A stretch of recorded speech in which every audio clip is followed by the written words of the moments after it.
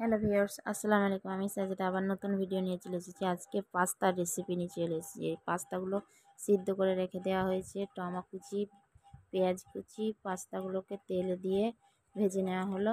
ভেজে নিয়ে আবার তেল দেওয়া হলো। তেল দেওয়ার পর পেঁয়াজ কুচি দিয়ে দেওয়া হলো। একটু নেড়ে নিতে হবে হালকা করে। তারপরে টমেটো দিয়ে দিব। টমেটোটা পেঁয়াজটা নেড়ে একটু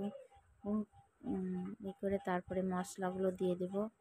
মশলাগুলো দিয়ে দিলাম। মশলাগুলো দিয়ে দেওয়ার পর মশলাটা হয়ে গেল, ডিমটা ছেড়ে দিলাম। ডিমটা ছেড়ে দিয়ে হালকাভাবে নেড়ে নিয়ে ডিমটাতে মশলার সঙ্গে মিশিয়ে দিলাম।